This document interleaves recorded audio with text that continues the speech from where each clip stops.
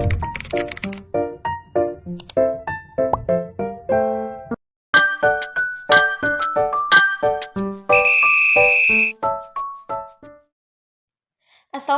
warahmatullahi wabarakatuh. Perkenalkan, nama saya Wahyu R. Zubair dengan stambuk A111228089. Di sini saya sebagai pemateri pertama dari kelompok 1 untuk menjelaskan materi kami, yaitu tentang kedudukan dan fungsi bahasa Indonesia. Nah, sebelum masuk pada materi inti, di sini saya sedikit ingin menyinggung soal sejarah bahasa Indonesia, di mana bahasa Indonesia yang dipakai sekarang berasal dari bahasa Melayu. Nah, bahasa tersebut sejak lama digunakan sebagai bahasa perantara atau biasa disebut dengan lingua franca atau bahasa pergaulan, tidak hanya di Kepulauan Nusantara, tetapi juga hampir seluruh Asia Tenggara.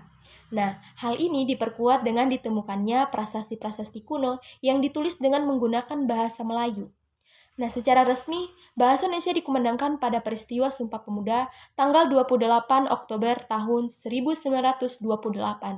Peresmian nama bahasa Indonesia bermakna politis sebab bahasa Indonesia dijadikan sebagai alat perjuangan oleh kaum nasionalis yang sekaligus bertindak sebagai perencana bahasa untuk mencapai negara Indonesia yang merdeka dan berdaulat.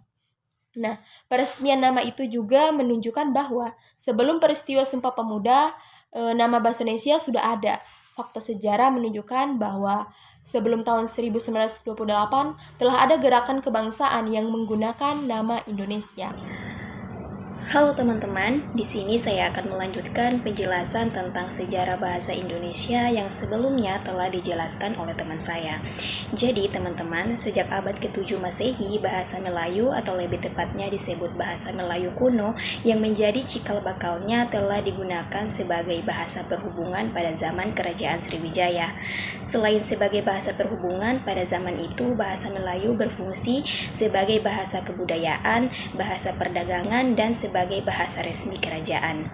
Adapun bukti-bukti sejarah seperti Prasasti Kedukaan Bukit di Palembang bertahun 608, Prasasti Kota Kapur di Bangka Barat bertahun 686, Prasasti Karangberahi antara Jambi dan Sungai Musi bertahun 688 yang bertuliskan Prai Nagari dan berbahasa Melayu kuno memperkuat dugaan di atas. Adapun beberapa alasan lain yang mendorong dijadikannya bahasa Indonesia sebagai bahasa kebangsaan adalah yang pertama, bahasa Indonesia sudah merupakan lingua franca, yakni bahasa berhubungan antara etnis di Indonesia.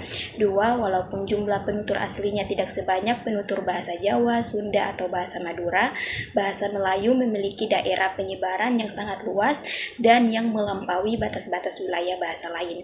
Tiga, bahasa Melayu masih berkerabat dengan bahasa-bahasa Nusantara lain sehingga tidak dianggap sebagai bahasa asing lagi.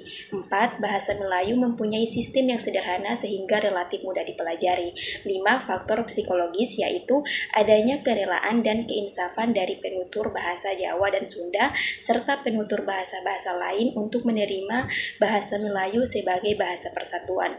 Dan yang keenam atau yang terakhir, bahasa Melayu memiliki kesanggupan untuk dapat dipakai sebagai bahasa kebudayaan dalam arti yang luas. Selanjutnya yaitu kedudukan bahasa Indonesia. Bahasa Indonesia mempunyai dua kedudukan yang sangat penting, yaitu sebagai bahasa nasional dan bahasa negara. Sebagai bahasa nasional, bahasa Indonesia ini diantaranya berfungsi mempererat hubungan antar suku di Indonesia. Fungsi ini sebelumnya sudah ditegaskan di dalam butir ketiga Ikrar Sumpah Pemuda tahun 1928 yang berbunyi, "Kami putra dan putri Indonesia menjunjung bahasa persatuan bahasa Indonesia." Shalom, Assalamualaikum warahmatullahi wabarakatuh. Perkenalkan, nama saya Valeria Tangkawata, NIM A111222079. Pada saat ini saya akan melanjutkan materi dari teman saya mengenai kedudukan bahasa Indonesia.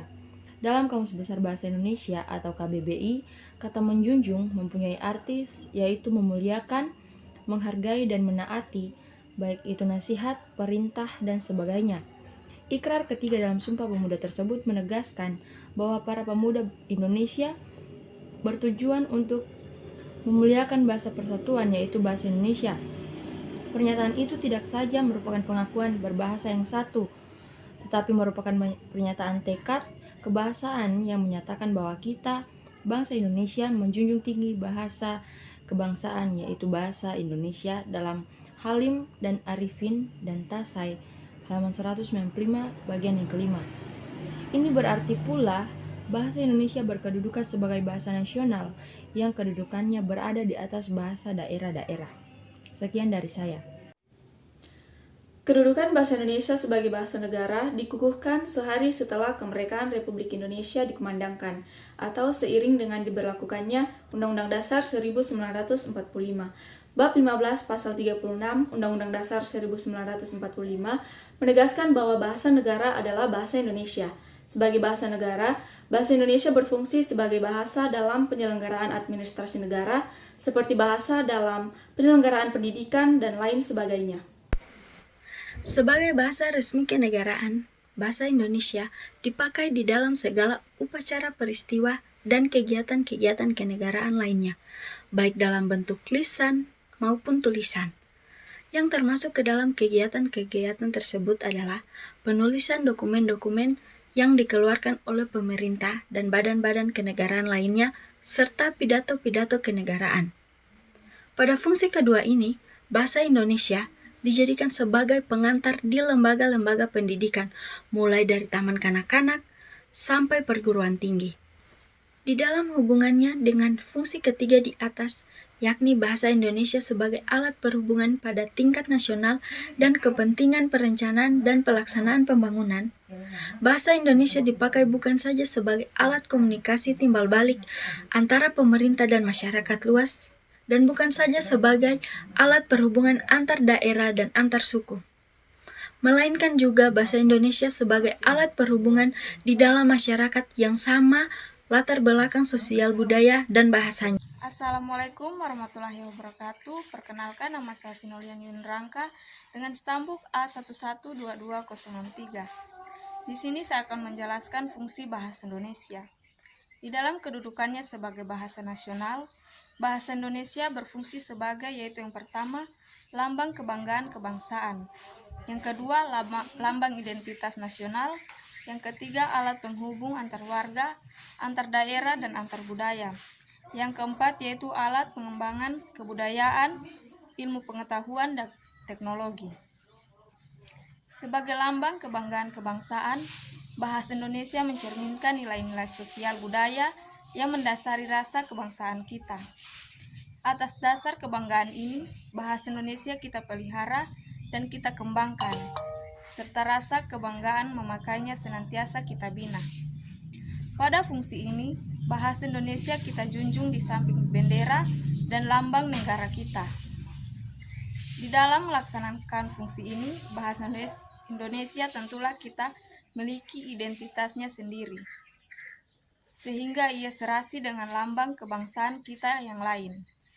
Bahasa Indonesia dapat memiliki identitasnya hanya apabila masyarakat pemakainya membina dan mengembangkannya sedemikian rupa, sehingga tidak bergantung pada unsur-unsur bahasa lain. Dan selanjutnya,